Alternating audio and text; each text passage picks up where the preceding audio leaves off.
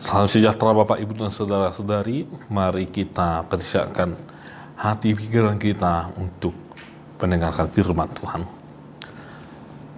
Kasih-Mu ya Tuhan yang menyertai hati dan pikiran jemaat Tuhan di dalam mendengarkan firman-Mu. Amin. Bapak Ibu dan Saudara-saudari, mari kita membaca firman Tuhan yang tertulis dalam Lukas 1 ayat 50. Demikian firman Tuhan. Dan rahmat-Nya turun-temurun atas orang yang takut akan Dia. Demikian pembacaan firman Tuhan Bapak Ibu dan Saudara-saudari. Siapa yang tidak menginginkan kasih karunia atau rahmat? Semua orang pasti menginginkan yang namanya kasih karunia atau rahmat. Bahkan orang yang memiliki harta benda, kekuasaan, dan wewenang sekalipun, dia masih membutuhkan yang namanya kasih karunia atau rahmat. Mengapa demikian Bapak Ibu dan Saudara-saudari? Karena ternyata uang terbatas untuk menyelamatkan, terbatas untuk menolong manusia.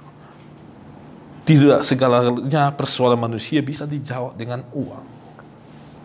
Harta atau kekuasaan atau wewenang terbatas dalam membantu manusia menjawab pergumulan-pergumulan manusia. Karena tidak semuanya harta kekuasaan atau wewenang dia dapat melakukan yang terbaik untuk kehidupan manusia. Meski di lain pihak kita sangat membutuhkan uang, kita sangat membutuhkan yang namanya wewenang atau kekuasaan.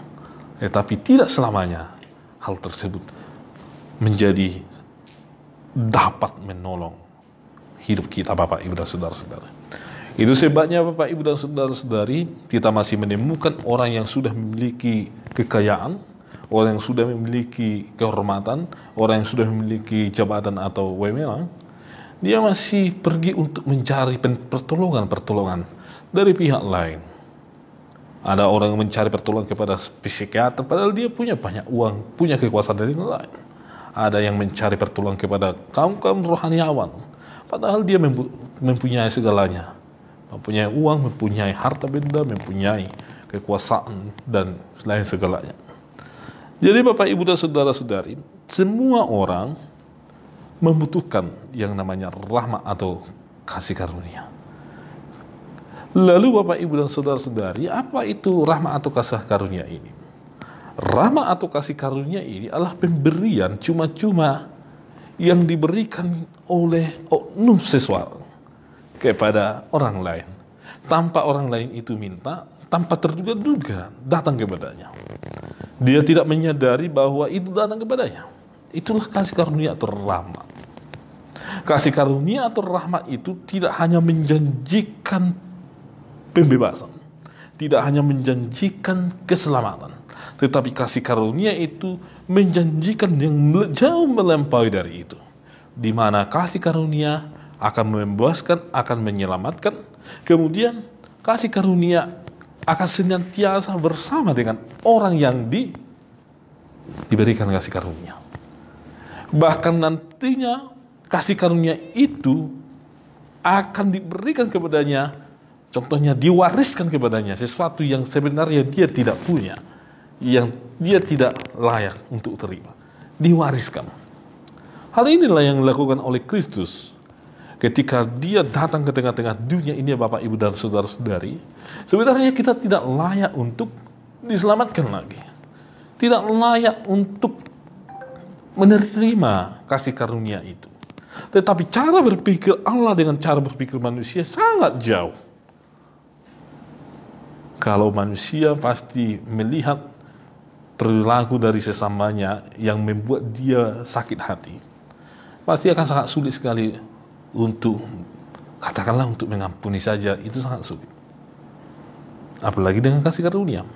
Tetapi Allah, cara berpikir Allah melampaui bahkan seperti langit dan bumi. Seperti itulah perbedaan antara bagaimana rencana cara berpikir Allah dengan manusia.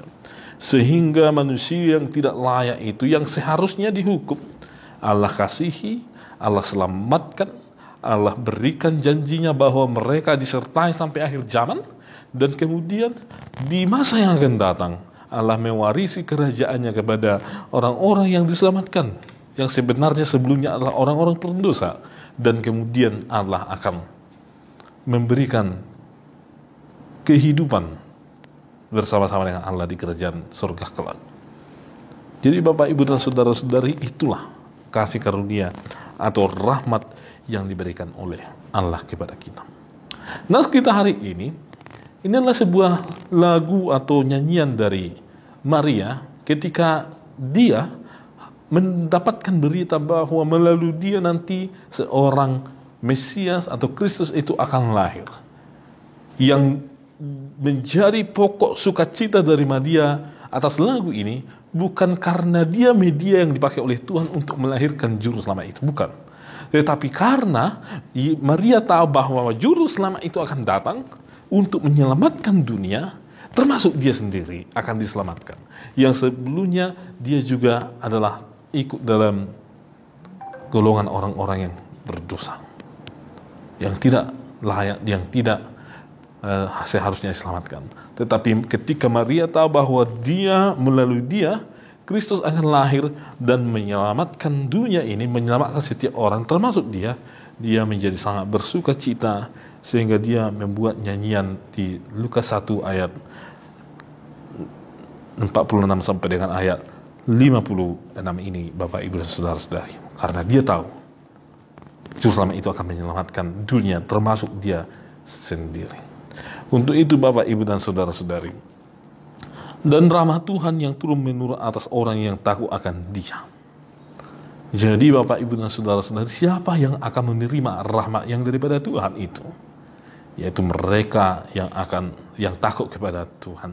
Mereka akan menerima rahmat yang dari Tuhan itu secara turun menurun dari keturunannya ke keturunannya dan terus kepada keturunannya, jika mereka takut kepada Tuhan. Lalu ketika ada orang yang tidak takut kepada Tuhan, yang selalu menganggap bahwa dirinya yang paling suci tidak perlu diselamatkan, mereka tidak akan menerima rahmat yang daripada Tuhan. Keturunannya juga tidak akan menerima rahmat yang daripada Tuhan, atau kasih karunia itu tidak mereka terima. Untuk itu Bapak, Ibu, dan saudara-saudari, Kristus telah hadir. Kristus telah menyelamatkan kita. Kristus telah memberikan janjinya kepada kita bahwa Dia menyertai kita sampai ke akhir zaman, dan Dia mengatakan bahwa kita akan menjadi pewaris kerajaan Allah itu. Untuk itu Bapak, Ibu, dan saudara-saudari, mari kita terima keselamatan, rahmat, kasih karunia yang dikerjakan oleh Kristus dalam diri kita. Mari kita mengaku bahwa hanya di dalam Kristuslah kita beroleh keselamatan, hanya di dalam Kristuslah keturunan kita akan beroleh rahmat dan keselamatan itu. Amin. Terima kasih ya Tuhan atas firman-Mu bagi kami, di mana kasih karunia Tuhan nyatakan bagi kami, bahkan bagi keturunan kami ya Tuhan. Engkau sungguh baik ya Tuhan, telah mengaruniakan anak-Mu Tuhan Yesus Kristus untuk membebaskan kami, untuk menjadi pendamai antara kami dengan Allah, dan senantiasa menyertai kami sampai akhir zaman. Dan Kristus telah mempersiapkan tempat bagi kami di surga kelak, karena kami telah didaftarkan menjadi orang-orang pewaris kerajaan Allah di sana. Ajari kami ya Tuhan untuk membuahkan buah dari orang-orang yang sudah diselamatkan, yang sudah menerima kasih karunia yang daripada Kristus, sehingga hidup kami di keluarga membuahkan yang terbaik, membuahkan sebagaimana kehendak Tuhan. Hidup kami dalam lingkungan pekerjaan kami membuahkan buah-buah yang baik ya Tuhan, yang sesuai dengan kehendak Tuhan. Ya Tuhan, kami serahkan seluruh jemaat-Mu, gereja-Mu, bangsa dan negara kami, dan juga para pemimpin atau pemimpin di tengah-tengah bangsa kami ini, agar semuanya Tuhan yang melindungi, yang menaungi, yang memberikan hikmat, sehingga semuanya bekerja dan saling melayani sesuai dengan yang Tuhan inginkan. Ampuni kami ya Tuhan atas segala dosa kami, sehingga kami layak di hadapan-Mu. Amin. Anugerah dari Tuhan Yesus Kristus, kasih setia dari Allah Bapa, dan persekutuan dari Roh Kudus semuanya menyertai kamu sekalian. Amin.